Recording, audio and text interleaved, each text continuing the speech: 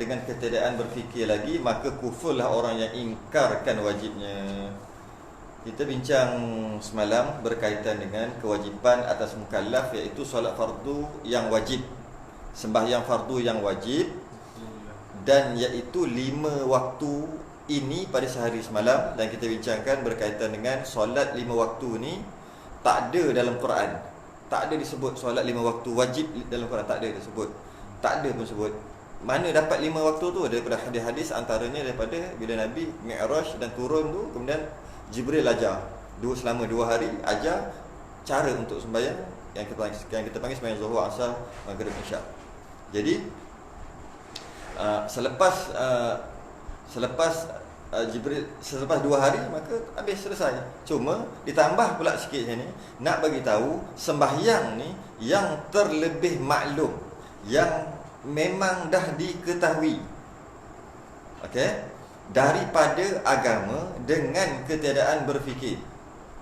Maksudnya apa ni? Tolak sembahyang 5 waktu yang fardu tu, tak wajib kata.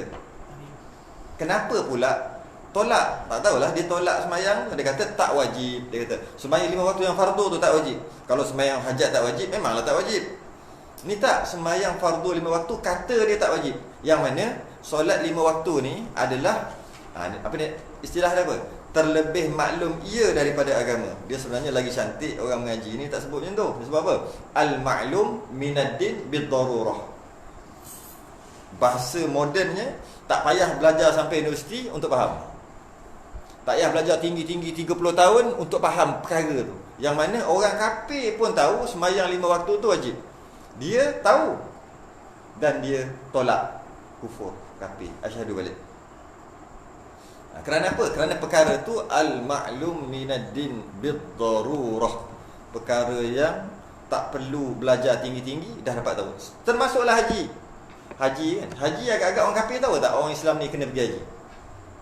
Sebut orang kafir tu lah senang kan? Tahu. Dia kata haji tak wajib, kafir. Dia tu apa? Orang Islam kata haji tak wajib, kafir. Sebab orang kafir pun tahu benda tu wajib bagi orang Islam. Kau tak tahu? Dia panggil al-ma'lum minad-din bid-darurah. Macam tu jugalah perkara-perkara macam zakat, apa, perkara-perkara tutup aurat. Tutup aurat ni belajar tinggi, tak payah. Apa lagi Puasa Ramadan ni kan? Memang tak payah. Dan perkara tu bukan khilaf. Kalau perkara tu khilaf, walaupun pada mazhab Syafi'i kata sebaliknya, mazhab lain kata sebalik, walaupun khilaf, dia pun menidakkan, tak kafir lagi. Padahal khilaf lah. Okey, contoh apa? Contoh arak. Khamar ni kita panggil arak. Cuma kalau istilah bahasa Arab, khamar ni dia adalah satu minuman yang memabukkan yang dibuat daripada anggur. Itu khamar. Kita arak janji minum mabuk, arak lah. Sama ada apa nama ni, buat daripada Bali tu, dia panggil stout kan? Lupa dah nama. Dulu hafal juga. Buat daripada apple wine. Buat daripada beras. Sake. Dia macam-macam. Maksudnya arak ni adalah perahan buah-buahan yang diperah, kemudian air dia tu dia peram biar lama-lama. Lama-lama dia jadi gila. Bahasa kita tak panggil gila. Jadi gila, dia gila. Okey, gila tu buih tu. Masa tu minum memang mabuk. Dia panggil gila. Okey. Lama sikit, tengok tertentulah dia tenang balik, tenang. Masa tenang dia jadi suka. Masa tu halal balik. Halal balik. Jadi ada orang kata apakah yang asalnya haram, najis, dia jadi tak najis, dia jadi halal. Ada dua je. Satu kulit setelah disamak, yang kedua arak. Cuma adalah dia punya syarat-syarat, jangan masuk roti, jangan masuk bahan-bahan tertentu, campuran tertentu. Ya. Maksudnya tutup aurat tu wajib kan? Ya. Jadi kalau dia kata tak wajib, jatuh kafir. Jadi kalau itu dia sendiri tak tutup aurat apa? Tak. Kalau dia tak tutup aurat, itu zahir. Dia tak tutup aurat. Sekarang ni kenapa tak tutup? Malas, muda lagi. Belum sampai seru. Suka hati je dia punya seru. Okey? Dengan dia tak tutup, tak kafir. Sebab apa? Sebab dia masih orang asi, orang maksiat. Kecuali dia beriktikad tak wajib. Ya, tak wajib. Ada orang macam tu. Ada, dia tak bertudung dan dia kata tudung tak wajib. Kita kata memang tudung tak wajib. Yang wajib tutup aurat. Kita pusing ke situ. Pakai nak pakai baldi, nak pakai apa pun kita ingat kita tutup aurat, tapi dia fahamlah maksud tu apa. Jadi dia kata tak wajib. Tak wajib kerana apa? Macam-macam. Apa dia kata dekat zaman Nabi dulu, hamba kena buka kepala. Adalah macam-macam dah, macam-macam. Bila dihujah balik rupanya ada yang anti hadis. Cuma katanya tak wajib tutup aurat. Tak wajib. Walaupun dia tutup aurat, tapi dia pakai tudung labur ni, niqab lagi, tapi tutup aurat tak wajib. Kafir walaupun kau tutup. Sekarang nak kafir tak kafir dalam, luar zahir. Jadi itulah. Jadi contohnya saya sebut arak tadi. Arak, kalau dia kata arak, kita sebut tadi kan jenis-jenis arak, cara nak buat, kemudian bila diperam dia jadi gila, lepas tu dia akan jadi cuka balik. Dalam nak pembuatan dia tu jangan letak apa-apa. Ada orang letak roti. Dia letak roti supaya cepat jadi cuka. Ada. Dia adalah dia punya teknik-teknik. Sehingga kan ulama bahas, apabila dia jadi gila tu, maknanya najis. Kena kat badan semayang tak sah tu, najis lah. Arak lah kiranya, arak. Tuak ke apa ke, okey. Tuak masam tu. Sebab tuak dekat Kelantan sedap. Dekat tempat lain Terengganu sedap tak? Tempat lain tuak tu yang mabuk tu. Faham tuak haram. Faham tuak haram. Kelantan, Terengganu tuak halal. Dia tuak masam tu yang mabuk. Jadi kena tengok jugalah istilah tu penting jugalah. Jadi bila dia buat tu ulama bahas sikitlah. Kita akan masuk bab najis nanti. Bila dia najis, bila dia daripada perahan buah-buahan jadi najis, sekarang ni bila najis, apa yang terkena pada dia najis. Okey. Jadi bekas tu kena tak arak? Najis. Kemudian dia jadi cuka. Bila dia jadi cuka, macam mana padahal bekas tu telah najis? Macam mana nak pakai cuka, sebab cuka tu terkena bekas yang ada najis. Mana boleh basuh najis tu dengan cuka tu juga? Mana boleh? Dia bukan air mutlak. Dia bahas sampai ke situ. Dan sehingga perkara tu tak boleh dielakkan. Dan bila dia tak boleh dielak ni, maknanya masa gila tu, masa tengah arak tu, masa tuak masam tu, dia akan kena ke sini. Bila dia tenang, dia duduk kat sini. Yang kat sini tetap lagi dah kena najis. Yang memang dia duduk dekat tempat dia, maksudnya memang tak boleh elak, yang tu dimaafkan. Yang tepi tu tak maaf. Yang mana masa dia angkat, masa tengah arak, masa tengah jadi najis tu, dia angkat, kan goyang. Bila goyang, dia kena tepi tu. Lepas tu bila dia tenang balik, yang itu tak dimaafkan. Yang dimaafkan cuma apa? Kat mana dia? Habis nak buat macam mana? Nak buat cuka macam mana kalau tak pakai bekas? Yang itu dimaafkan. Susah, benda tu susah. Itu dimaaf. Bukan susah, tak boleh. Nak buat macam mana? Macam mana? Nak letak satu cairan yang tergantung macam tu, mana boleh? Mesti ada bekas. Bekas semua dimaafkan. Walaupun dia asalnya najis, mutan najis, tapi yang goyang kat tepi tu tak dimaafkan, menyebabkan tu najis. Masa dah jadi cuka, dia pun nak cedok. Masa cedok goyang kan, kena najis, semua jadi mutan najis. Kat situlah perbuatan tu tak ada kena-mengena lah hal ni, cuma saja nak panjangkan ke situ. Macam tu orang buat cuka ori, bukan cuka apa dia panggil? Cuka tiruan tu, cuka tiruan tak ada masalah. Jadi orang nak buat cuka, hati-hati silap-silap najis. Bijak. Macam tu lah, dia kena buat kat bawah. Kalau tergoyang sekalipun tak ada masalah. Sebab apa? Bila bulat kat bawah dia akan makin menurun. Betul. Biasanya tak macam tu, dia berbuat tempayan kenapa, masa nak bawa tu macam tu je.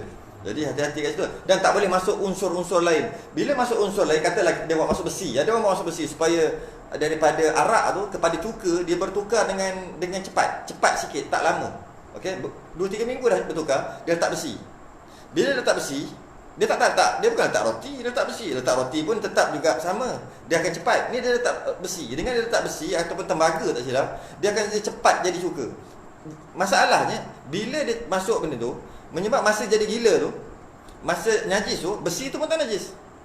Bila dah jadi cuka pun tak ada masalah, tapi besi tu tak najis. Haram. Kat situ lah pembahasan tu sikit lah. Jadi nak kira kat sini, saya pun nak cerita pasal tu. Nak cerita pasal arak. Dia kata arak halal, boleh kata dia kafir. Sekarang ni tak semayang. Kenapa tak semayang? Tak wajib, kufur. Al-ma'lum minadin bil darurah. Apa lagi? Tak puasa. Kenapa tak puasa Ramadan? Sebab tak wajib. Semua tahu. Arak berbeza. Arak halal. Tak boleh kata kafir dia. Arak tak haram. Padahal sepatutnya kafir lah kan. Boleh minum, halal, tak kafir dia. Kenapa? Ada khilaf. Pada mazhab Hanafi, dia panggil nabis. Selain daripada arak yang dibuat selain daripada anggur, dia panggil nabis. Pada mazhab Hanafi, boleh minum dengan syarat jangan mabuk. Minum sikit. Kerana dia minum mabuk, haram mabuk tu. Minum tak mabuk. Kerana dia yang haram bagi mazhab Hanafi hanyalah arak khamar dengan maksud buat daripada anggur. Jadi dibuat daripada tuak, buat daripada beras, buat daripada bali, buat apa-apa saja, dia panggil nabis. Haram kalau dia minum mabuk, kalau minum tak mabuk tak haram. Okey. Sekarang ni bila orang kata arak tu halal, sebab tu tak boleh kafirkan dia lagi. Arak yang mana? Arak yang buat daripada anggur baru kafir. Baru kafir. Sebab tak tahu. Jadi bila tak tahu, kira dia tak boleh kita nak hukum dia kufur. Nampak detail bab tu kan? Bila sebut yang terlebih maklum ia daripada agama dengan ketiadaan berfikir lagi, maka kufurlah orang yang ingkar wajibnya. Masuklah benda-benda lain. Dia kata, sembahyang witir tak wajib. Sedangkan mazhab Hanafi wajib. Tak. Khilaf. Benda khilaf tak boleh. Hanya benda ijma' ulama' sahaja. Jadi kena sebelum nak bincang panjang, kena tahulah sikit khilaf-khilaf tu. Jadi yang kita biasa dengar, yang mana yang memang tak perlu kita belajar, kita boleh faham perkara tu. Orang kafir pun tahu benda tu, maka biasanya siapa yang menidakkan ia, maka kufurlah ia. Ada orang kata sembahyang wajib tiga waktu je. Sebab dalam Quran ada 3. Dia ada sebutlah, ada apa? Hafizu 'ala salawati was salati wusta wa qumu lillahi qanitin. Wusta tu asar. Dia adalah. Ada solat ni dia tengok tahajud wajib. Sebab apa dalam Quran? Dia kata hanya wajib 3 waktu. 2 waktu tak wajib. Sekarang kufur tak? Kufur. Sebab 5. Kat situ. Okey. Ataupun solat daim. Tu lagi itulah. Solat daim tu solat sentiasa. Sentiasa solat. Kena solat ni kat dalam dia kata. Mengingati Allah di dalam, bukan di luar. Ini semua tak perlu sebenarnya kat dalam. Jadi solat sentiasa 24 jam. Ada yang jap aku nak solat. Okey dah. Ada yang tu. Jadi solat yang ni tak wajib. Tu. Yang dia cakap tak wajib tu. Tak wajib. Itu jadi kufur. Ataupun dia kata solat 5 waktu juga tapi semasa kat dalam. Masuk Zuhur aja, kejap. Okey, dah sembahyang. Maksudnya okey, tak ada masalah dengan maksud tak kafir. Berdosalah, tak kafir. Sekarang kenapa tak sembahyang yang macam ni? Tak, sembahyang perbuatan ni. Tu tak wajib yang tu, yang wajib dalam. Dia kata tak wajib kan? Kufur. Kat situ. Tu kena hati-hati kat situ lah. Jadi kata kat setengah ulama tak silap ni kitab Sabilal tulis hujung-hujung tu apa? Orang yang macam ni yang kata tak wajib sembahyang ni, di masjid, di surau kawasan dia wajib orang kat Kariah tu tulis nama besar-besar supaya bila dia mati tak dimandikan. Pertama nak bagi tahu, orang lain, kau jangan suka-suka kata sembahyang tak wajib. Sembahyang yang mana? Sembahyang ni. Tunggak-tunggik ni. Jangan cakap. Kau nak buat sembahyang daim tak daim, nak sembahyang tanpa bergerak, kau punya pasal. Jangan cakap tak wajib. Cakap dalam hati. Maksudnya kau punya pasal. Dia cakap je, orang dengar je. Okey? Tulis dekat masjid dan surau nama dia supaya kalau mati nanti keluarga urus sendiri. Ataupun tak payah urus. Sebab apa? Kufur. Tak boleh urus. Haram urus. Dan satu, ajar orang. Apa ni panggil? Kita ajar orang lah supaya orang tak suka-suka je kita apa ni? Tak suka-suka bercakap. Sekarang ada orang bercakap kan? Tudung tak wajib lah, apalah. Sekarang orang bercakap ni. Yang paling teruk sekali, Tuhan terjadi melalui getaran. Jika kau rasa getarnya tahu dah, slam. Ini Tuhan terjadi melalui getaran. Cannot brain betul lah. Macam mana dah? Siapa-siapa tak kisahlah siapa-siapa yang sebut macam tu. Yang itu tak payah cerita sembahyang. Itu akidah awal-awal lagi. Awal-awal lagi macam mana lah. Okey, habis itu. Iaitu Zuhur dan waktunya apabila gelincir matahari. Yang pertama Zuhur, yakni cenderung. Nampak dia sebut Zuhur dulu. Kenapa tak sebut subuh dulu? Sebab solat yang pertama terzahir di muka bumi adalah Zuhur. Apabila gelincir matahari, yakni cenderung matahari daripada tengah langit kepada pihak matahari jatuh pada pemandangan kita. pemandangan kita. Maknanya orang tu. Jadi kat sini jadi bahas ulama orang yang duduk dekat bawah dengan orang yang duduk tingkat 50 dalam masalah buka puasa. Buka puasa bila boleh buka puasa? Bila maghrib. Bila maghrib? Tengok jam. Yang yakin tu zon, yang yakin apa? Matahari tenggelam. Kan tenggelam. Bila matahari tenggelam, ni di kaki langit ataupun di kaki laut tu lah. Kita tengok kat pantai tu. Tempat mana matahari tenggelam. Tenggelam. Wah, nampak tak? Nampak? Tak, kalau tengok tak nampak kan? Tak nampak kan? Okey. Macam ni cahaya dia ada lagi. Sebab dia baru dekat. Bila cahaya dia lagi, itu namanya mega-mega tu lah. Dia punya merah-merah tu. Itulah syafaq. Nama syafaq. Okey. Jadi waktu tu lah maghrib. Okey. Sekarang bila tenggelam je matahari kena buka puasa. Soalannya memanglah tenggelam matahari dia nampak sebab dia duduk sini. Kalau orang duduk atas mesti nampak lagi. Sebab kan bulat ke bumi lepeh. bulat. Okey. Bila macam tu, bila macam ni, dia dah tak nampak. Dia boleh buka puasa. Kawan dia duduk tingkat 50. Tingkat 50 ke katalah 100 kot. 50 macam tak tinggi sangat lah. Mungkin tak ada beza sangat. Orang pandai matematik tahulah dia punya darjah-darjah tu. Kita tak pandai sangat matematik. Okey. Jadi sehingga tingkat 100. Tingkat 100 boleh masih lagi tak boleh buka. Mungkin 5 minit boleh hilang. Jadi kalau dia buka dengan azan daripada radio, daripada TV, daripada takwim, batal lah puasa tu.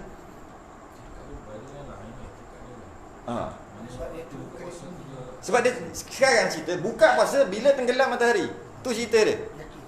Dengan yakin ataupun zon. Cuma kalau zon tu dia dalam keadaan biasa duduk kat bawah. Dalam masalah dia duduk kat tempat tinggi, dia cerita lain sikit. Jadi janganlah buka puasa kat tempat tinggi ataupun tunggulah lambat sikit. Bukan tempat tinggi tu tanah tinggi, bukan, tempat yang tinggi. Kalau bahas sampai macam tu. Jadi kalau kita duduk kat KLCC yang paling atas, jangan buka puasa lagi, tunggu 5 minit lebih kurang. Ihtiyat dia 4 minit. Ihtiyat dia panggil, jaga-jaga dia 4 minit lepas waktu tu. Kerana kalau kita tengok memang nampak waktu tu. Kalau tengok tapi memang tak nampak lah. Itu ihtiyat dia panggil. Habis. Jadi cenderung matahari daripada tengah langit kepada pihak matahari jatuh pada pemandangan kita. Sebab dia sebut ni pemandangan kita. Itu yakin. Tapi zon juga memadai. Zon ni, zon jam telefon bunyi, azan, muazzin, orang cakap. Meriah dulu ketuk keteng. Apa sahaja tu semua zon memadai. Zon yang kuat memadai. Cuma nak ni yang yakin. Dia cerita sekarang yang yakin, iaitu hinggalah jadi bayang-bayang itu seumpamanya. Bayang-bayang itu seumpamanya. Dia sebut tak bayang-bayang apa ni? Kalau kata kita anggap kayu yang dipacakkan, bayang-bayangnya ni lah. Nya tu tak kembali ke mana-mana, kembali kepada apa saja yang ada bayang. Apa yang ada bayang? Orang ada bayang. Apabila bayang-bayang tu seumpamanya maksudnya sama panjang. Jadi kita bahas satu-satu. Nak sikit lagi. Yakni seumpama sesuatu itu yang lain daripada bayang rembang. Yang lain daripada bayang rembang, yang hasil ia daripada cenderung matahari daripada membetuli kepala ahli negeri kepada pihak shimal atau janub. Apa benda ni? Bukan junub tu. Tu janub. Junub lain. Okey Macam ni. Sikit tu saya ambil dia sikit. Pertama matahari. Pertama matahari. Ada bumi, ada matahari. Meja ni dia tu sikit. Ada air. Ada air pula. Kena buang air ni. Nak guna sebagai alat. Air dia. Sikit. Mungkin tak buang semua maksudnya. Tak tahu siapa punya. Jadi matahari. Lepas tu macam mana sebut bumi tu? Bumi tak sampai lagi. Nak ambil yang lepeh takut nanti kan kontroversi. Macam ni. Bulat juga. Boleh ikut. Okey. Ni bumi, ini matahari. Okey. Dia jalan timur barat lah, jalan sehingga betul-betul atas ni. Atas bumi. Orang yang duduk dekat sini dia tak ada bayang-bayang. Sebab bayang-bayang ni bawah tapak kaki dia. Kalau dia pacak pun tak ada bayang-bayang. Sebenarnya ada bayang-bayang. Sebenarnya aja. Sebab bumi di Nusantara di khatulistiwa tu ayat yang tepat. Khat istiwa bahasa Arab. ulama kita yang kaji nombor 1, tapi akhir sekali dapat dekat orang putih, dia kata dia punya ilmu. Khat tu apa? Tulisan. Istiwa tengah. Khatul istiwa, garisan tengah. Itulah khatul istiwa. Bukan bahasa Melayu, bukan bahasa. Buat apa? Basuh. Bukan nak minum. Bumi ni, jangan basuh bumi. Okey. Ni bumi ya. Ni bumi. Ni matahari lah macam tu. Jadi apabila berjalan berpusing. Okey. Kenapa? Dia ada satu. Sekarang ni matahari kita duduk ni dekat Nusantara ni, dia bukan tepat-tepat. Dia ke sini sikit. Sengit sikit je. Jadi kalau betul-betul tepat-tepat macam ni. Betul lah, ni matahari.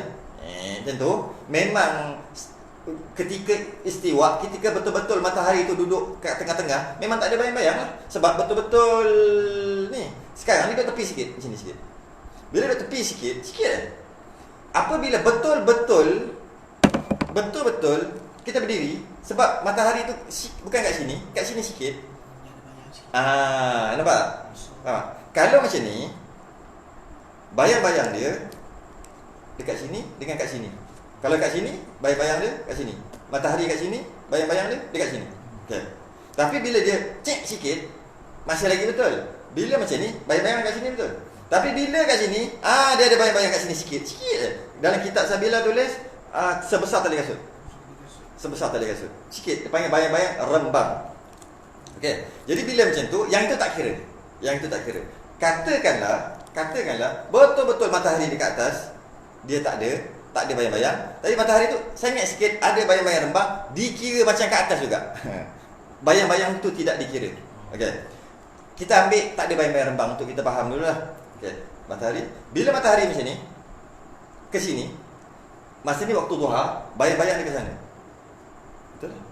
Kita ambil macam tu. Okey. Bayang-bayang dia memendek ke memanjang? Ni bayang. Memendek, hilang. Okey, kita dapat faham dengan bayang-bayang memendek belum masuk waktu Zuhur. Senang je. Itu yakin ni. Ini bukan kompas Allah buat. Bukan kompas kita buat, tak boleh kena ada apa? Ada besi, ada magnet, lari dah. Ini Allah buat kompasnya. Terbaiknya. Dengan maksud apabila matahari pergi, ni bayang-bayang tu memendek. Matahari tak pernah lari walaupun satu hun. Dia lari kiamat. Yang boleh kata ke ada satu unsur, ada satu bintang, ada satu bumi, ada satu planet yang tiba-tiba dekat tengah-tengah dekat orbit tu, satu bintang je langgar. Habis hancur, itu jadi kiamat tu. Sekarang ni dia memang tepat setepat-tepatnya. Bila kita pacakkan atau kita berdiri, kita tengok bayang-bayang. Berdiri ni panaslah. Kita pacaklah kayu. Kita pacak kayu, kita tengok bayang-bayang ni, kita tanda. Serai. Ya, kita tanda. Apa dia? Itu ah. Okey. Kita tanda. Bayang-bayang dekat sini, kita tanda panjang. Right dengan kat tanah dengan lidi. Lama-lama dia memendek. Tahulah kita Zuhur tak masuk lagi. Senang je. Sebab apa? Memendek. Okey, memendek. Tak masuk lagi. Hilang bayang-bayang. Dia panggil waktu haram. Waktu istiwa. Waktu tu haram untuk menguburkan mayat, haram untuk solat. Kecuali di Mekah, Madinah, dan kecuali hari Jumaat. Yang itu tak ada kira. Selain daripada itu, haram sembahyang waktu tu. Maksud haram sembahyang membetuli takbiratul ihram ketika tu aja. Dan waktu tu sangat pendek. Sangat sekejap sangat. Boleh dikata macam tak ada. Jadi ulama ihtiyat 4 minit. Ihtiyat je tu, jaga-jaga je. Waktu bayang-bayang hilang, tak ada bayang-bayang. Okey. Kemudian bila matahari tu sikit ke sini, ada tak kat sana? Tadi kat sini kan? Itu nama gelincir, itulah gelincir. Itulah masuk gelincir. Maksudnya matahari kat sini, gelincir. Itulah. Itu masuk gelincir. Bukan gelincir. Masuk waktu Zuhur. Itu cerita masuk waktu Zuhur. Masuk waktu Zuhur bila gelincir. Jadi, bila dia memendek, kita berhenti je lah dekat sini. Mana ni? Ni tak ada. Dah ada sikit. Okey, dah masuk. Yakin 100% tepat, lebih tepat pada jam. Okey, habis. Disebut kat sini pula. Cenderung matahari di tengah langit kepada pihak matahari jatuh lah. Memanglah matahari jatuh lah, ni naik ni jatuh. Okay. Pada pemandangan kita, sekejap. Pada pemandangan kita, hingga jadilah bayang-bayang sesuatu itu seumpamanya. Jadilah bayang-bayang tadi yang daripada sini, Sini hilang bayang-bayang, gerincir, masuk Zohor, sehingga seumpama ni. Jadi bayang-bayang ni sama. Sama banyak. Sini sama. Maknanya kat sini ke? Bukan. Agak-agak kat mana matahari tu? Mungkin kat sini. Waktu ni mungkin bayang-bayang dah seumpama dah, sama panjang dengan ni. Masa tu belum masuk asal lagi. Itu waktu last sekali, mungkin ada seminit 2 lagi untuk habis. Sehingga kita ukur sama dan lebih sikit je. Lebih sikit je masuk asal. Maksudnya habis tu. Cuma mazhab Hanafi belum masuk lagi. Dia lain sikit. Mazhab Syafi'i masuk dah. Sebab tu lebih kurang 4,5. Lebih kurang 4,5. Mazhab Hanafi dia kena apa? Bayang-bayang ni 1,5. Jadi maksudnya 5 lebih. Tengoklah. Mazhab Hanafi mah semayang lebih 1,5 daripada tu. 1 belum lagi setengah lagi. Diorang sunat semayang subuh, afdal semayang subuh ketika dia panggil asfar nampak gelap tapi bukan tak gelap tapi tak terang tapi nampak orang tapi tak tahu siapa. Agak apa tu? Sekarang dalam 6.45 waktu tu afdal orang semayang subuh. Mazhab Hanafi dia lain macam sikit. Kita awal waktulah. Dia afdal tunggu lambat. Kerana apa? Lagi lambat semayang berjemaah, lagi lambat, lagi ramai orang boleh semayang jemaah, lagi afdal. Dan lagi lambat sebelum semayang subuh boleh semayang sunat. Lepas semayang subuh tak boleh semayang sunat. Jadi menyebabkan waktu yang luas untuk tunggu orang datang jemaah ramai-ramai, masa yang luas untuk semayang sunat yang lain. Kerana itu afdal asfar, waktu asfar dia panggil. Waktu nampak bayang-bayang tapi tak tahu siapa, tapi nampak orang. Lebih kurang 6.45 lah sekarang. Kita tak, awal waktu juga mazhab Syafi'i, itu mazhab Hanafi. Okey. Lain daripada bayang-bayang rembang. Baru masuk susah sikit. Barulah kita masuk bayang-bayang rembang ni pula. Lain daripada bayang-bayang rembang tu apa pula? Okey. Macam tadi juga betul. Bila macam ni, sebenarnya bayang-bayang ada dekat sini. Sebab matahari tu bukan tepat-tepat dekat sini sikit. Bila macam ni, tak ada masalah bayang-bayang kat sini. Tak ada masalah. Bila sini dia ada masalah sikit sebab dia betul bukan tepat atas kepala. Dia check di sini sikit. Bila dia ke sini sikit sebab dia kat sini. Bila ini tak kira. Ini bukan gerincir. Kat situ nak beritahu. Lain daripada bayang-bayang rembang. Itulah maksudnya. Faham tak? Maksud dan dia punya kedudukan juga bukan dekat kiri kanan, bukan dekat timur barat. Kedudukan dia utara. Itulah Shimal Junjun. Itulah kat situ lah. Kita nak faham dulu baru cerita kitab. Kadang-kadang baca kitab syok juga tapi tak faham. Itu nak fahamkan dulu. Lepas tu baca kitab. Kat sini ataupun dekat sini dia akan ada bergantung. Jadi dekat Nusantara memang akan ada rembang. Sebab dia bukan betul-betul tepat atas kepala. Kerana itulah terjadi 4 musim 22 1/4 darjah. Saya ingat ingat lagi. Belajar sampai SPM haram tak ingat apa. Dia ada macam maksudnya kecondongan bumi tu 22 1/4 tak silap. Dia punya condong macam tu jadi 4 musim. Kalau tak condong dia tak jadi 4 musim. Itulah lebih kurang sikit-sikit bab sains. Kemudian ada beberapa perkara penting lagi. Sekarang ni ada waktu tertentu dia matahari betul-betul atas Kaabah. Ada waktu yang betul-betul matahari atas Kaabah yang kita panggil istiwa a'zam. Nama istilah tu istiwa a'zam. Istiwa tu istiwa tengah, a'zam istiwa tengah sungguh. Sebab Kaabah tu adalah di tengah pusat bumi. Matahari juga di atas dia betul-betul. Ketika itu matahari itu memang takkan ada rembang, takkan ada. Dia memang betul-betul atas Kaabah. Okey, namanya istiwa a'zam. Dia berlaku pada 28 Mei 5.16 petang 16 Julai 5.26. Di Malaysia. Tak, waktu tu. Yang perkara tu jadi kat Mekah. Bila jadi kat Mekah, kita bila waktu tu? Faham tak? Bila terjadinya kat Mekah istiwa azam, waktu tu kita sedang tarikh kita adalah 28 Mei setiap tahun. 28 Mei, tak lama dah. 28 Mei 5.16 petang 16 Julai 5.28. Jadi setiap tahun sama macam tu, sama. Dekat Pontianak tak silap. Pontianak tak silap nama tempat tu. Indon tu kan. Dia letak telur berdiri. Lepas tu dia buat upacara. Kita tengok YouTube nanti. Upacara telur berdiri Pontianak lebih kurang lah. Dia letak telur, lepas tu dia adalah dia punya cara. Adalah masa tu alien turun ke apa ke, Superman turun. Adalah dia orang punya kan pelik-pelik kadang-kadang. Tengok, boleh tengok. Dia letak telur masa tu tak jatuh. Sebab matahari punya gravity.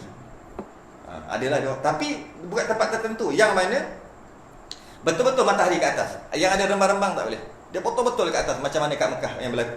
Ketika kat Mekah matahari betul-betul di atas Kaabah. Betul-betul waktu tu kita 28 Mei 5.16 petang ataupun 16 Julai 5.28. Lebih kurang lah 5.28 5.16 tu lebih kurang. Jadi kecuali ada satu lagi, tahun lompat. Kalau tahun lompat maknanya Februari 28. Betul kan? 28. Bila macam tu kurang sehari. Bila kurang sehari automatik 28 tadi jadi 27. 16 jadi 15 Julai. Boleh cuba tak lama lagi. Bulan puasa tu kan? Boleh cuba terus. Cuba apa? Untuk kita ukur kiblat kita menggunakan kompas yang Allah buat, confirm tepat, satu hun pun tak lari. Caranya macam mana? Ketika waktu tu 28 Mei tu, tahun ni tahun lompat tak kan? Lompat ke? 28 ke tahun ni? Februari? Ya ke? Okey, maknanya 27 Mei. Kalau tengoklah nanti check lah. Kalau lompat lah, tak lompat lah. Okey. Kalau lompat 27 hari bulan Mei, tak lama lagi. Okey. Pukul 5.16 petang, pergi dekat tengah-tengah padang ke, tengah-tengah rumah, depan rumah ke, janji ada cahaya matahari, ada matahari. Pacak kayu. Ini dia, saya ingat dia punya meja tu jatuh. Okey. Pacak kayu. Pacak kayu awal sikit lah. Sebab nak tunggu. Takkan 5 pacak awal sikit. Pukul 5 tu dah pacak, sambil-sambil memerhatikan, sambil-sambil tunggu buka puasa. Okey. Tak. Kemudian matahari tu akan bergerak ke, kita nampak bayang. Sehingga tepat 5.16 petang. Dia masuk 5.16 tu mungkin 5.15, 5.14 boleh kira lagi lah. 5.18, 5.20 tu maaf lagi lah. Sikit tak nampak pun. Kalau kita ukur betul-betul memang lari, tapi mata kita tak nampak pun. Kita punya kiblat pun, kita kadang-kadang duduk pun, ya ke tepat-tepat, ada ukur. Kan lebih kurang. Jadi lebih kurang lah juga. Okay, 28 Mei, pacak kayu. Sampai 5.16, bayang-bayang dia akan ada. Bayang-bayang dia akan ada. Ni bayang-bayang dia, katalah. Okey, senang je. Ambil apa-apa, buat anak panah macam ni. Seret. Tu kiblat. Settle. Tepat 100%. Buat anak panah maksudnya menghala ke tiang yang kita pacak tu, itulah kiblat kita. Kiblat tu 100% yakin, bukan zon. Zon tu semua yang lain. Ni yakin. Satu lagi yakin, tengok dengan mata sendiri. Tu Kaabah. Allahu Akbar. Tu yakin ni lah. Yang kedua yakin, walaupun jauh, ukur pakai benang. Letak sana seorang pegang sampai ke Malaysia, benang. Straight kalau boleh, yakin. Yang ketiga, ni yakin. Ni tahap yang ketiga yakin. Tahap yang pertama tengok dengan mata, yakin, confirm. Dengan mata, tu depan tu Kaabah. Yakin tak?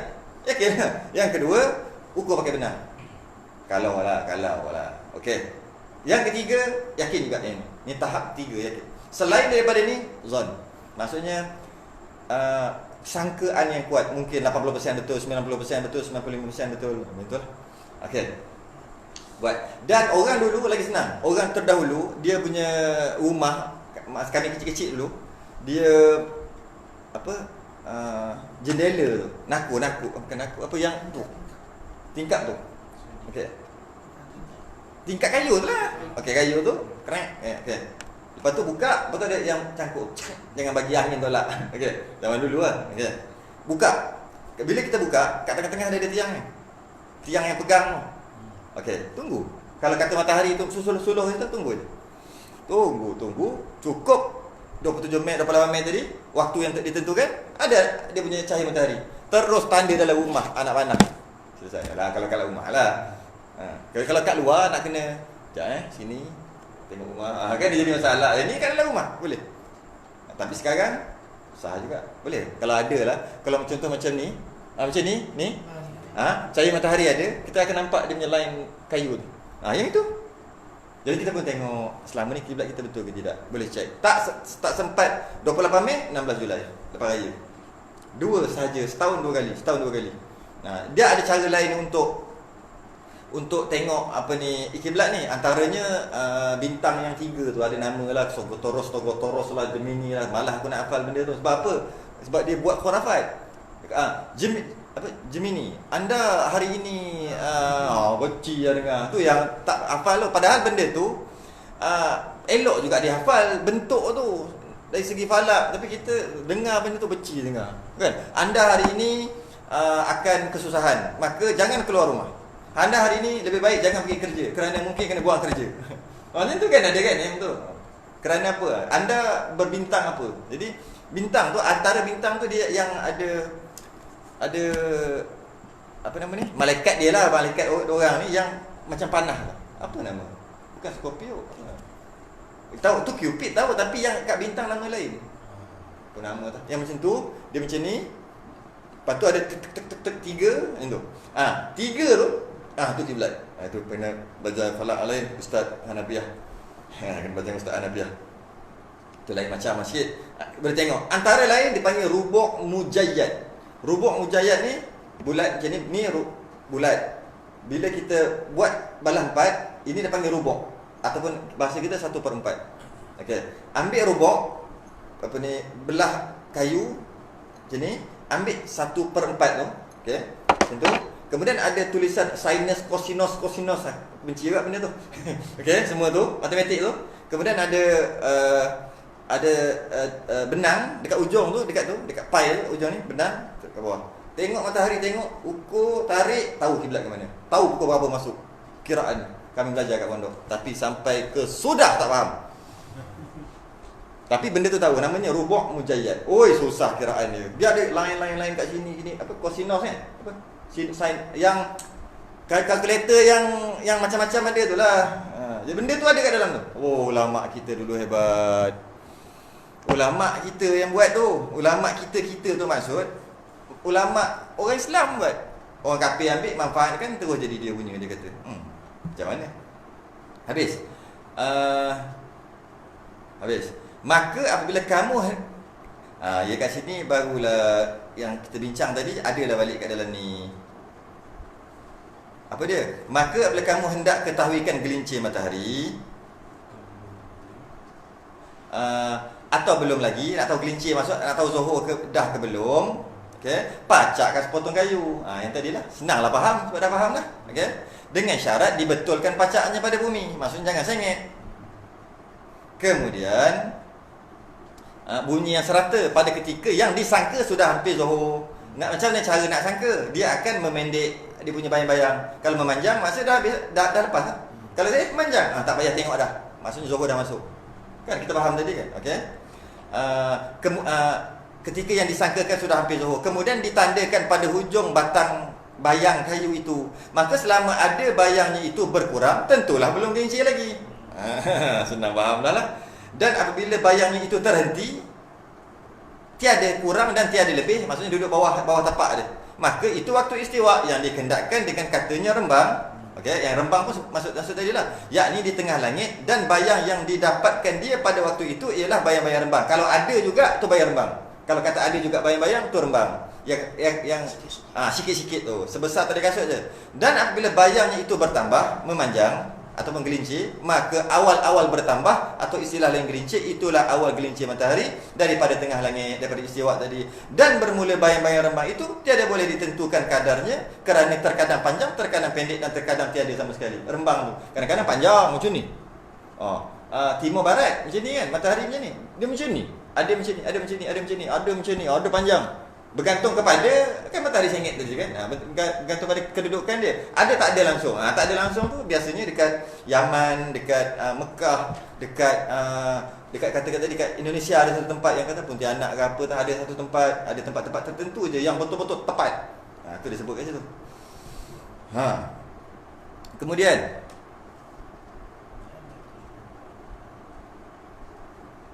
dari Uqbah bin Amir Al-Juhani, maksudnya apa? Ada 3 waktu yang Rasulullah melarang kita solat untuk dan menguburkan jenazah. Pada waktu tersebut, pertama saat matahari terbit hingga meninggi, hingga agak meninggi, dengan maksud syuruk, dengan maksud waktu yang haram semayang tu lah, syuruk tu. Okey. Kedua, saat matahari berada di pertengahan langit, istiwa. Dan hingga telah condong ke barat, maksudnya dah zuhur. Waktu tu haram menguburkan jenazah dan sembahyang. Ketika saat matahari hampir terbenam hingga tenggelam sama sekali. Ini ada hadis yang mengatakan syaitan duduk, tanduk syaitan dan sebagainya lah. Sebab tu dia kata cuma waktu tu sangat pendek. Yang dimaksudkan haram membetuli takbiratul ihram dengan perkara tadi, dengan istiwa, membetuli takbiratul ihram. Istiwa aja Allahu akbar, tu haram. Tapi Allahu akbar istiwa, sembahyang. Ataupun dah istiwa, dah lebih dah sikit, Allahu akbar, maksudnya sembahyang. Tak ada masalah lah. Yang betul membetuli, itu maksud dia. Dia kalau orang main layang-layang dulu-dulu, kalau dia perasan, ketika istiwa tu dia punya layang-layang dia kat atas. Perasan tak? Biasa tak main kot kalau layang mana-mana. Kami main, tak kira. 11 tahun dah duduk ni, asing dah. 11 tahun merdeka, buat layang-layang. Panggil budak-budak pondok, umur 11 tahun. Apa, angin tak ada? Kena lagi. Kena lagi sampai atas mungkin ada angin, dia tinggi. Ketika istiwa tu, ketika pukul 1:10 tu, panas terik. Kita tali straight. Cuba tak saya? Straight. Dengan syarat benang tu benang yang ringan dan layang-layang tu yang layang sesuai lah. Kalau wow tak boleh kot. Baik, layang yang berapa sen? 10 sen yang dulu harga tu, yang dia buat pakai lidi. Macam tu. Sikit patah apa yang tu. Tarik naik macam tu. Sedap dah tinggi ni. Tinggi. Masih istiwa, straight. Dalam 2-3 minit ke sini. Maksudnya graviti matahari tu tarik. Orang sains tahu lah. Orang sains tahu. Okey. Dan diistilahkan sebagai wajib solat 5 waktu, dan antaranya zuhur diistilahkan sebagai wajib muwassa'. Itu istilah juga, wajib muwassa', iaitu wajib yang luas. Bila kena buat haji? Pada waktu haji. Dia bukan muwassa'. Dia muwassa' tapi muwassa' dia campur dengan wajib yang lain. Bila kena puasa Ramadan? Wajib bulan Ramadan je. Tapi bila kena boleh sembahyang zuhur? Di antara wajib yang diluaskan. Kerana tu bila luas, boleh buat saat yang pertama setelah zuhur, boleh buat bukan saat, minit yang terakhir haram. Kita akan bahagi kejap lagi. Dia lebih kurang 5 minit. 5 minit sebelum asar tak haram sembahyang zuhur. Saat pertama masuk zuhur memang baguslah sembahyang. Saat yang terakhir nak masuk asar haram, waktu hurmah dia panggil. Ataupun 5 minit sebelum asar, tapi masih lagi zuhur, waktu tu waktu boleh sembahyang. Maksudnya tak haram. Di antara tu semua boleh sembahyang. Di antara gelinci sehingga bayang-bayang seumpama, semua boleh. Hukumnya ada tertentu. Apa hukumnya? Bagi zuhur itu 6 waktu. Sempat tak? Berapa dah? Boleh sempat. Bagi zuhur itu 6 waktu. Rupanya zuhur ni ada 6 waktu. Zuhur bukan satu waktu, ada 6. Yang pertama waktu fadilat, waktu terbaik, yakni kelebihan dan iaitu daripada awal masuk waktu hingga sekadar azan, dan mengambil air sembahyang, dan menutup aurat, dan sembahyang fardu itu serta dengan segala sunat-sunat rawatibnya, dan dimakankan beberapa suap. Nak bagi tahu waktu senang. Bila 6 waktu senang je sebenarnya. Berapa jam? Kita ambil, nak senang kira pukul 1 lah, senang kira. Nak senang kira je. Asar pukul 4 ke pukul 5? Nak senang kira pukul 5. Misalnya pukul 6, pukul 4. Kita ambil senang je lah. Yelah 1.30, 4.30, sama lah. Ambil pukul 1 hingga pukul 4. Pukul 1 masuk zuhur, pukul 4 masuk asar. Bagi 6. Selesai. Berapa? Kalau sekarang 1.30, 4.30. 1.30, 4.30, 4 jam. 1.30, 2.30, 3 jam. 3 jam bagi 6. Setengah jam. Senang. Setengah jam pertama adalah waktu fadilat. Waktu yang paling afdal. Sahabat tanya, bila waktu yang apa perkara yang baik, yang paling baik? Nabi jawab macam-macam kan? Apakah benda berbakti pada ibu bapa? Apakah benda yang paling baik? Jihad fisabilillah. Apa yang baik? Sembahyang awal waktu. Awal mana maksud ni? Awal ni, setengah jam yang pertama. Kenapa Nabi jawab lain-lain? Kejap, orang ni tanya lain. Dia jawab ikut orang tu punya macam mana. Orang tu macam mana punya peribadi, dia jawab untuk orang tu. Sebab tu jawapannya berubah-ubah. Kerana itulah kadang-kadang kita duk mengajar ke apa, ada orang tanya, kadang-kadang kita jawab yang kita tahu. Sedangkan bila dah besar sikit baru tahu ni kalau cucuk mata macam ni. Jadi bila orang tanya, tengok orang tu apa masalah dia? Masalah dia ibu bapa dia buat lebih kurang. Nabi dapat tengok tembus, buka hijab, Nabi tahu tembus. Oh, yang terbaik adalah berbakti pada ibu bapa. Itulah. Itu yang ubah-ubah. Antaranya apakah amal yang paling afdal? Nabi kata solat awal waktu. Masuk awal waktu adalah setengah jam yang pertama dalam masalah zuhur. Dalam masalah maghrib lain pula. Bagi berapa ada bagilah nanti. Dalam masalah subuh bagi. Dalam masalah isyak paling luas bagilah berapa disebut nanti. Berbeza-beza lah waktu afdal. Bukan asal awal waktu, asal setengah jam yang pertama dia adalah afdal. Tak. Mengikut bagilah. Semua bagi 6. Bukan bagi 6, ada bagi 5, ada bagi 7. Ada kat bawah tu. Dia ada banyak pembahagian. Dan pernah Nabi minta supaya jangan bila masuk zuhur terus sembahyang, jangan. Kerana kekuatan panas matahari adalah bahang dari neraka jahanam. Jadi waktu tu kalau boleh jangan sembahyang. Masuk zuhur jangan sembahyang lagi. Afdal jangan sembahyang lagi. Tunggu sikit. Dan kita tahu afdal adalah setengah jam. Pandai-pandai ya. 20 minit yang terakhir kot. 20 minit kot. 10 minit yang terakhir kot. Maksudnya setelah masuk 20 minit. Cantik. Nabi kata tak, bukan masalahnya tu. Masalahnya waktu yang Nabi cakap tu, waktu tu memang kat padang pasir apa semua. Maksudnya kepanasan yang terjadi tu adalah bahang daripada api neraka ataupun setitik daripada api neraka tu, tengah panas tu, waktu tu engkau fikirlah sikit. Tu maksudnya jangan semayang terus, fikir macam ni. Pernah seorang sahabat, siapa? Sayyidina Umar Al-Khattab. Dia waktu macam ni, waktu terpacak matahari, masa tu baru masuk zuhur, dia pun duduk dekat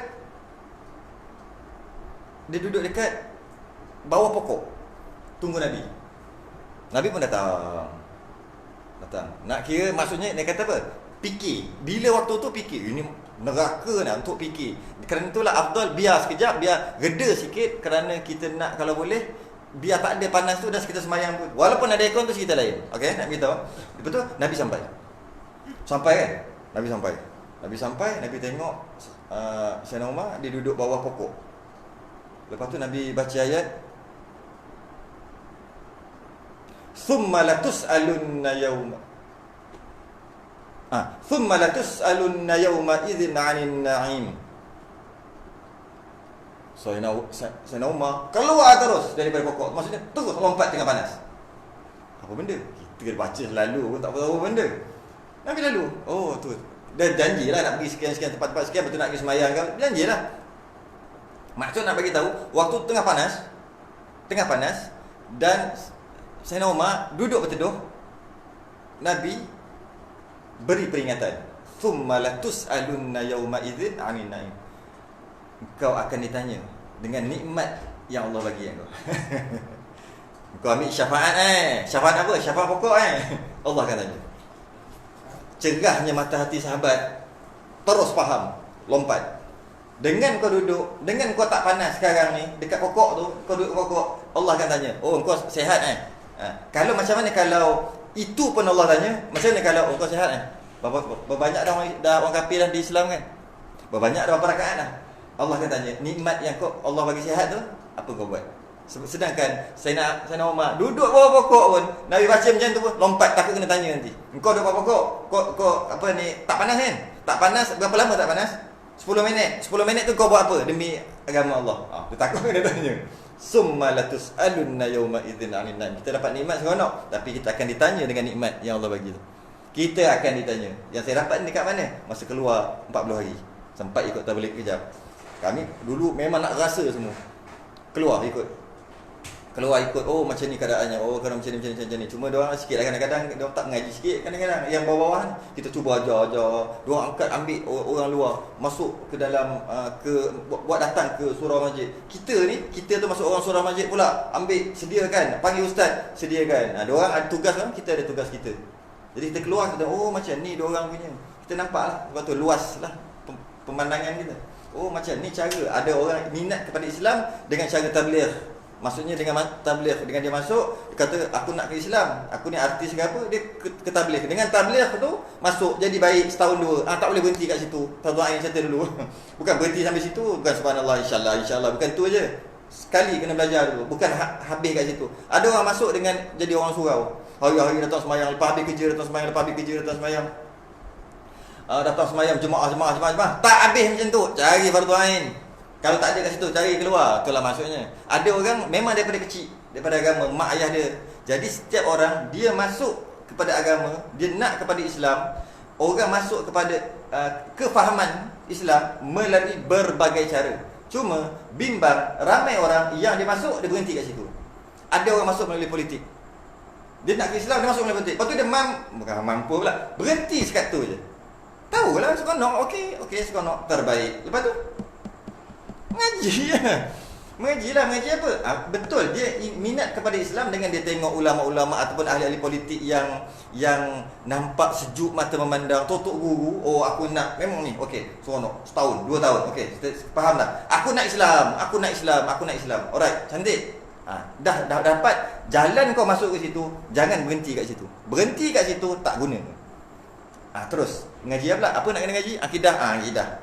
Jangan sampai situ duk seronok macam tu, duk semangat macam tu, akidah ke mana tak tahu.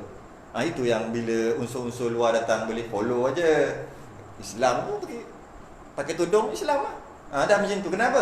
Dia cuma jalan tu dah ada, cuma dia berhenti dekat situ. Tak boleh lah. Itu jalan masing-masing. Ada orang tak minat surau-surau ni, tak minat masjid-masjid. Dia minat cara lain, dia minat politik, masuk, tak ada masalah. Jangan berhenti kat situ. Ramai orang berhenti kat situ. Masuk tabligh, tak ada masalah. Jangan berhenti tu, yang alim-alim tu. Kalau pergi kat Seri Petaling, kita kecil rasa. Tahulah yang itu. Yang ramai-ramai ni, dua apa? Yang murah-murah itu. Sama lah juga. Tak. Bagus dah. Cari orang, kita nak pergi rumah orang. Berani? Assalamualaikum. Kita, surau kita kosong, masjid kita kosong. Jemputlah datang. Pergilah. Dia macam tu je. Dia berani datang. Bagus dah. Kita tak boleh buat, dia buat. Dia akan bawa datang orang ke surau masjid. Orang surau masjid pula, dia minat surau masjid, dia tak minat cara keluar-keluar, segan lah apalah, takut kena balik cawan, kena apa, kena terajang. Dia duduk kat surau je, semayang. Okey, bila orang datang, janganlah buat. Ingat juga jalan kat sini. Jangan macam tu pula. Pandai-pandai lah. Masing-masing ada jalan. Ustaz pula yang mengajar, kadang-kadang kena pandai juga. Tengok yang ini yang baru-baru, buat yang cara baru. Yang lama, buat cara lama. Macam tu lah. Masing-masing ada. Cuma, jangan berhenti dekat semangat kat situ. Semua orang semangat. Jangan berhenti kat situ. Kat situ lah. Jadi, habislah kat situ. Habis. Jadi, kalau dari segi masa ada, terbahagi kepada 6. Masa terbahagi kepada 6. Bahagikan Zuhur tu kepada 6 waktu. Kalau kita cantik tadi, kita ambil setengah jam. Maka setengah jam yang kedua adalah waktu ikhtiar, iaitu dari awal waktu hingga bertengah waktu itu. Waktu ikhtiar yang kedua tu lah. Yang kedua.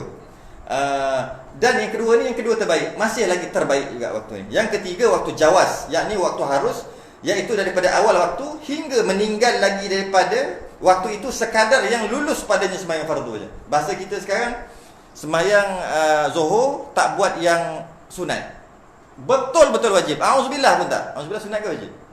Sunat. Tak. Apa lagi? Semua tak buat. Wajib, janji sah je. Agak-agak berapa minit? Kan subhana rabbil azim wa bihamdi subhana rabbil azim. Tak. Subhana rabbil azim. Subhanallah. Macam tu. Sekurang-kurang sah. 2 minit.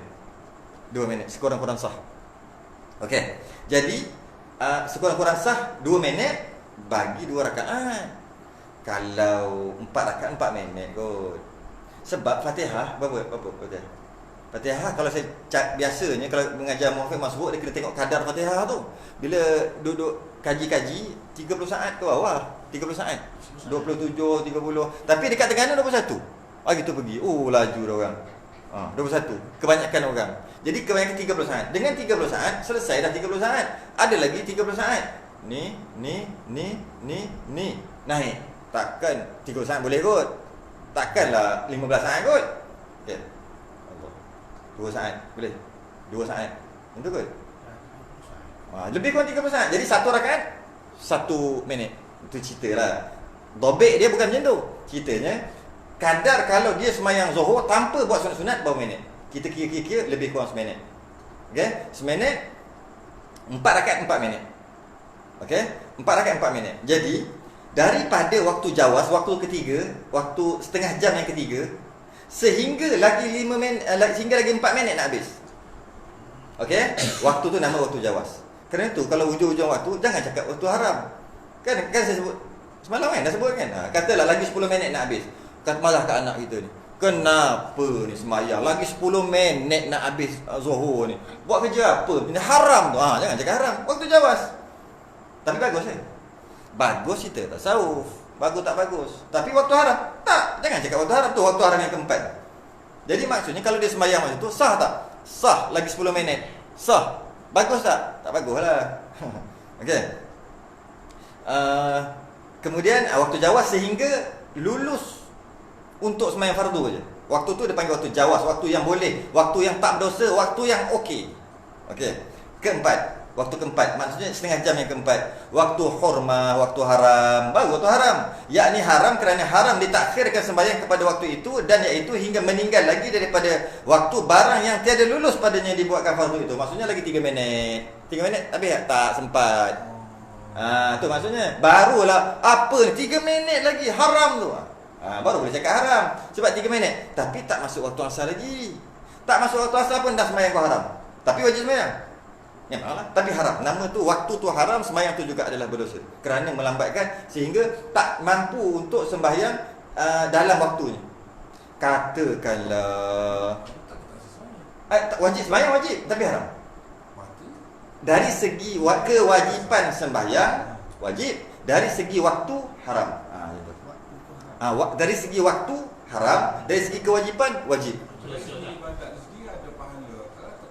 Dari segi pahala ada pahala. Maksudnya terangkat fardu tu.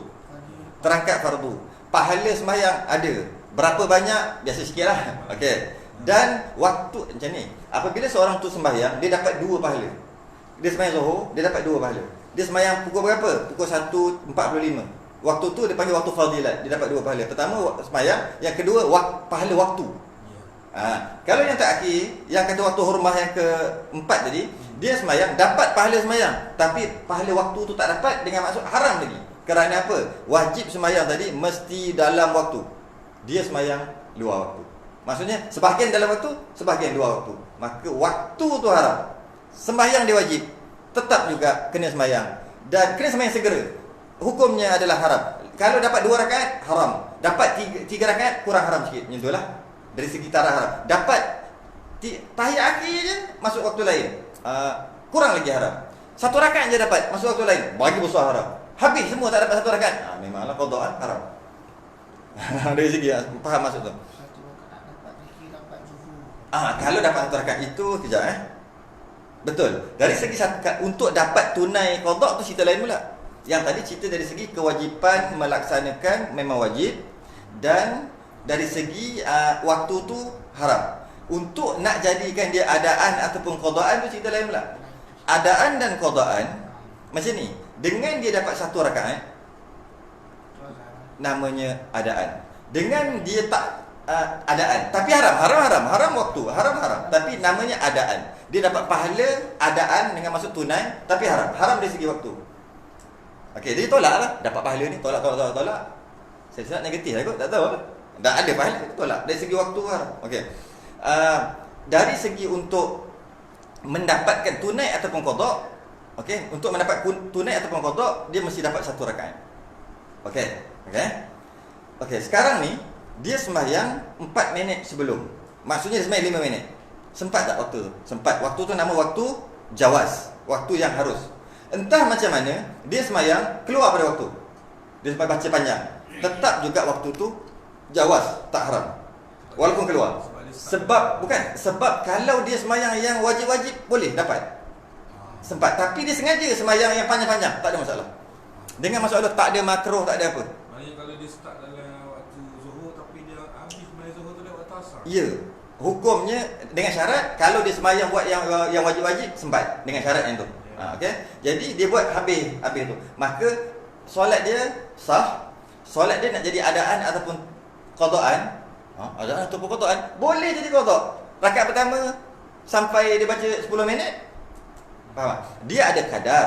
Cukup dia ada 5 minit. Cukup untuk dia buat yang wajib-wajib, tapi dia tak buat macam tu. Dia buat macam mana? Dia rakaat pertama dia sekali bantai Baqarah. Okey, surah Baqarah. Sehingga kan rakaat pertama pun tak dalam waktu. Okey, tetap juga sembahyang dia tidak berdosa. Tapi dia punya status qadaan. Berdosa tak? Tapi qadaan, rugi Statusnya qadaan tapi tak berdosa. Sebab dia boleh kalau dia nak buat. Dan dia dibenarkan buat. Okey. Biasanya subuh lah nak baca hafal surah sajadah. Jadi bila alamak tinggal 5 minit, Allahu akbar, memang terkeluar. Boleh. Cuma rugi. Kerana apa? Qadaan dengan adaan besar adaan lah. Jadi dia dapatkan 1 rakaat. Dengan dia dapat 1 rakaat, yang 3 rakaat lagi semua dua luar. Dengan dalam keadaan masa dia sembahyang dapat 1 rakaat tu, kadar tu memang boleh kalau dia nak buat yang wajib-wajib. Tapi dia saja je dapat 1 rakaat semata-mata nak adaan. 3 rakaat dekat luar. Sehingga kan katalah nak habis asar pun dia bawa habis main tu, tak ada masalah. Saja je buat cerita tu. Dengan maksud tak ada masalah, tak berdosa. Yang penting dia dapat kadar waktu. Kalau dia buat yang wajib-wajib sempat. Siapa suruh tak habis kan? Itu cerita lain. Kat situ tu cara. Dari segi pahala. Dari segi pahala kalau adaan besar. Qadaan separuh. Yang katalah dia dapat, sepatutnya dia boleh nak dapat, tapi dia sengaja lebih kan. Tetap juga pahala qada. Tak dapat pahala adaan, tetap juga sikit. Cuma dari segi dosa tu tak berdosa. Ni dari segi dosa. Yang tadi okey, katakanlah dia 3 minit. Entah macam mana 3 minit nak habis. Dia panggil waktu hurmah, maka haram untuk dia sembahyang. Waktu tu adalah haram sembahyang, tapi sebenarnya dia wajib sembahyang. Dari segi waktu dia haram. Dia sembahyang 3 minit ni. Sembahyang dalam keadaan cukup rukun dan syarat tumakninah semua cukup, sempat. Dia cakap, Assalamualaikum warahmatullahi wabarakatuh. Asal. Yes, tak ada yes. Waktu haram juga. Berdosa juga. Nampak tak? Nampak tak perbezaan tadi? Yang tadi, dia cukup masa. Dia sengaja lewatkan rakaat pertama sehingga jadi qadaan. Tak berdosa. Yang ini, dia memang 3 minit. 3 minit takkan orang boleh sembahyang 4 rakaat. Entah macam mana dia boleh sembahyang. Entah macam mana. Dalam keadaan tumakninah semua cukup. Tak macam ni. Cukup pula. Tetap juga waktu hormat, waktu haram dan adaan lah. Berdosa tetap berdosa. Nampak tak? Kadang-kadang jadi qada tak berdosa. Kadang-kadang jadi dalam waktu berdosa juga. Dalam keadaan tadi lah. Itu penting tu. Ustaz, yang waktu rumah ni, saya ikut setengah jam tu baru sejam setengah. Bukan setengah. Waktu keempat maksudnya jam yang Setengah. kalau ikut jam setengah jam. Oh ya tak ya juga kalau macam tu macam ni. Waktu uzrin tu dicancelkan. Waktu darurah juga dicancelkan. Betul. Waktu uzrin dicancelkan. Maksudnya bahagi 4. Bukan bahagi 6. Tak perasan topik kat bawah. Dia bahagi 4. Dia bukan bahagi 6. Yang 2 lagi ni bukan untuk pembahagian. Waktu uzrin cerita lain, waktu darurah tu cerita lain. Waktu uzrin ni cerita lain, waktu darurah cerita lain. Dia sebenarnya bagi 4. Dia bukan bagi 6. Waktunya ada 4.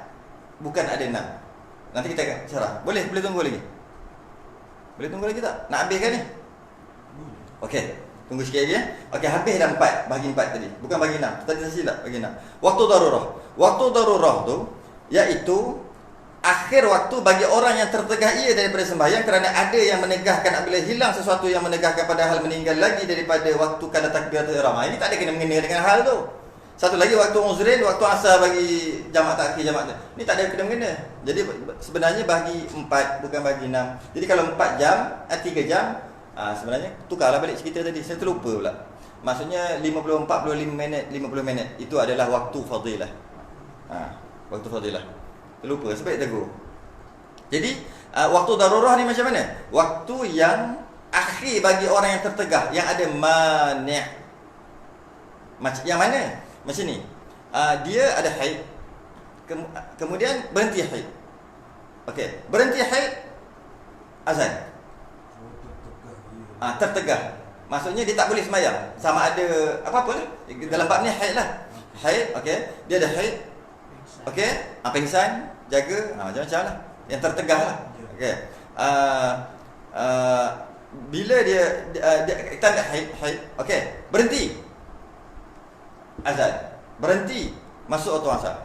Berhenti. Masuk waktu asar. Berhenti dengan masuk waktu asar tu cukup tak kadar, boleh tak kadar takbiratul ihram? Kalau kata berhenti, berhenti asar, tak sempat.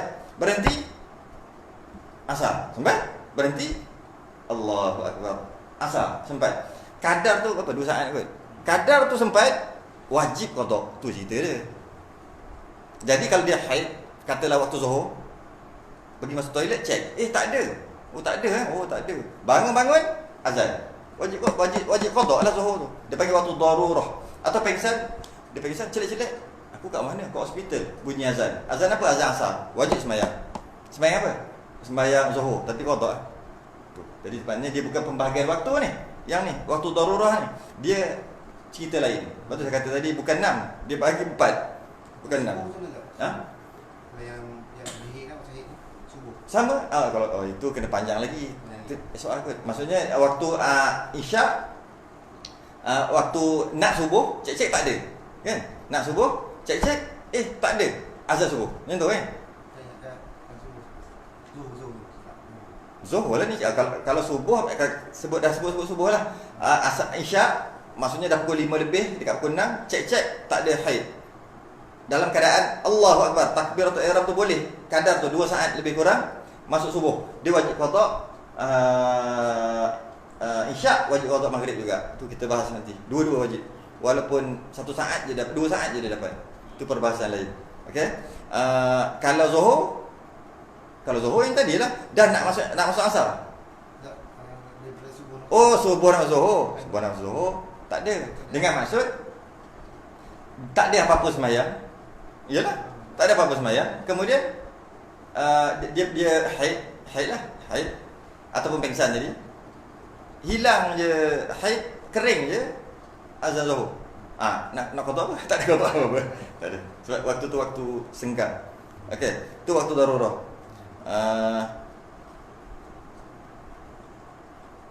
Okey. Mazhab Syafi'i ada 2 pendapat, ada khilaf kat sini. Mazhab ini ada khilaf. Dalam mazhab Syafi'i cukup takbiratul ihram. Pendapat yang kedua 1 rakaat. Maksudnya seminit masuk waktu lain, baru wajib qada. Takbiratul ihram tak wajib lagi qada. Tu 2 khilaf lah. Khilaf kita buat khilaf lah. Khilaf ni khilaf mu'tabar. Maksudnya tak akan selesai sampai kiamat lah. Bila khilaf mu'tabar, tak akan selesai sampai kiamat. Sunat sekunut ke tak? Mazhab Syafi'i sunat, mazhab Hanafi tak sunat. Sampai kiamat tak akan selesai. Itulah khilaf mu'tabar dia panggil. Ada dia khilaf yang tak mu'tabar. Okey. Ada 2 dan okey, mazhab Hanafi 4 rakaat. Baru kena dapat kadar 4 rakaat. Maksudnya 4 minit baru kena qada. Kalau tidak tak kena. Sebab apa? Dia nak kena mandi dulu, nak kena apa? Jadi kerana itulah mazhab Hanafi 4 rakaat. Jadi kita ada 2. Yang pertama takbiratul ihram. Kitab kita tulis takbiratul ihram lah kita kira. Okey. Yang keenam yang terakhir waktu uzrin. Dan itu terlebih dah ni. Terlebih 10 minit dah. Iaitu waktu asar bagi jamak sebagai jamak takdim. Kat sini kita boleh fikir sikit, iaitu apa benda waktu uzrin ni? Waktu asar bagi jamak takdim. Dia macam ni. Ada setengah ulama dia membahaskan jamak takdim dengan jamak takhir. Kita ambil jamak takhir ni, jamak takhir bukan jamak takdim ni. Asar bagi orang yang jamak sebagai jamak takhir. Okey, faham tak maksud dia? Waktu uzrin dan iaitu waktu asar bagi orang yang jamak sebagai jamak takhir. Apa benda ni? Waktu zuhur, dia sembahyang asar. Kan? Kalau waktu zuhur, dia sembahyang asar, maknanya jamak takdim. Itulah kita. Sekarang ni waktu uzur ni maksud dia kat sini waktu asar sembahyang zuhur. Waktu asar sembahyang zuhur. Jamak takhir lah. Apa kena mengena dalam ini cerita? Ini kena mengena. Untuk faham, setengah ulama sebut macam ni. Sebenarnya kita sembahyang mesti dalam waktunya. Kita mauquta, mesti waktu yang dia dah memang ditentukan. Waktu lain tak sah. Sembahyang Zuhur sekarang tak sah. Okey. Dan walaupun dalam keadaan nak buat jamak sekalipun, dalam keadaan lebih 2 marhalah, dalam keadaan musafir sekalipun, tetap tak boleh juga sembahyang Zuhur dalam asar, sembahyang asar dalam Zuhur tak boleh. Nak faham ni, nak faham dulu, nak faham. Setengah ulama kata tak payah guna kaedah tu. Kata boleh aja. Setengah ulama kata susah nak faham kalau macam tu. Ini senang nak faham. Tak sah sembahyang asar dalam waktu Zuhur. Tak sah sembahyang Zuhur dalam waktu asar walaupun jamak sekalipun. Okey. Yang boleh sembahyang Zuhur, nak buat jamak takdim, sembahyang Zuhur, kemudian sembahyang asar, yang mana waktu Zuhur tu ada asar. Namanya waktu uzri. Faham tak? Faham. Dia sama je. Okey, jadi sekarang ni siapa boleh ambil asar letak dekat Zuhur? Hanya orang tertentu, orang musafir. Ada beberapa orang lah yang jamak takdim kerana hujan dan sebagainya. Adalah beberapa yang jamak ni boleh, bukan semata-mata musafir. Ada beberapa jenis, kita akan masuk nanti. Jadi dia nak sembahyang jamak takdim, dia pun sembahyang Zuhur, selesai. Kemudian dia nak sembahyang asar, tak boleh dia sembahyang asar walaupun dia nak buat jamak takdim kerana waktu tu asar tak masuk lagi. Jadi dia menggunakan kuasa musafir dia untuk ambil asar, letak nama waktu tu waktu uzrin. Dia je boleh guna, orang lain tak boleh guna sebab orang lain tak musafir. Jadi dia sembahyang sebenarnya waktu asar, yang nama waktu asar tu adalah waktu uzrin. Macam tu juga dengan Zuhur. Macam tu juga dengan asar. Dia nak buat jamak takhir. Ketika berlalunya waktu Zuhur, dia wajib niat aku nak solat jamak takhir ketika berlalu. Kalau tidak haram. Masuk je waktu asar, dia kena sembahyang asar kerana waktu tu waktu asar. Dia nak sembahyang Zuhur, tak sah adaan, dia kena qada'an. Tapi dia pergi ambil waktu Zuhur, dia letak dekat asar. Siapa yang boleh buat macam ni? Hanya orang tertentu, iaitu kita orang musafir. Jadi dia sembahyang sebenarnya kerana itulah adaan. Kerana dia sembahyang pada waktunya, yang waktu tu boleh dia letak-letak dengan syarat-syarat dan dia pun letak. Itu dah masuk situ. Senanglah faham kalau faham macam tu. Tapi jamak takhir tu dia mesti buat Zuhur dulu. Dah itu cerita lain lah tu lah. Tak apa, boleh. Nak kona boleh. Kita kan zaman kona sekarang ni. Okey, boleh. Sekarang ni jamak takdim wajib mulakan tuan punya masa dulu, tuan punya waktu. Jamak takhir mana-mana boleh. Afdal ikut turutan. Maksudnya ikut susunan. Maksudnya kalau Zuhur dulu baru asar. Kalau nak buat asar dulu, pada mazhab Hanafi afdal asar dulu kerana itu tuan waktu. Itu tuan waktu. Tapi mazhab Syafi'i tetap ikutlah. Kalau nak qada pun, orang yang tinggal sembahyang lama-lama nak qada, mazhab Syafi'i boleh je qada subuh, maghrib boleh je. Tapi afdalnya subuh, Zuhur tu afdal ikut turutan. Afdal aja. Tapi kalau susah kadang-kadang, subuh lah dulu. Kita hari ni setahun subuh, setahun Zuhur, qada. Okey je. Jadi sunatnya ikut turutan. Tapi dari segi sah, boleh buat asar dulu baru Zuhur, isyak dulu baru maghrib. Kenapa boleh? Kerana itu tuan waktu, kerana itu boleh dia dulu. Tapi afdalnya kerana masa tu panjang lagi kan waktu Zuhur, waktu asar panjang, waktu isyak panjang lagi. Sembahyanglah dulu yang kau tinggal tadi tu, yang nak buat jamak tadi tu. Tu dari segi itulah. Habislah waktu Zuhur, habis kat situ. Sambung lagi esok. Habislah waktu Zuhur, jadi bayang-bayang satu seumpama wallahu a'lam wa ilmuhu atam. Kita sudahi dengan tasbih kafarah dan suratul subhanakallah. Astaghfirullah wa atubu ilaih. Bismillahirrahmanirrahim. Al-'asr innal insana lafi khusr illa alladhina amanu wa 'amilus salih. Assalamualaikum warahmatullahi wabarakatuh.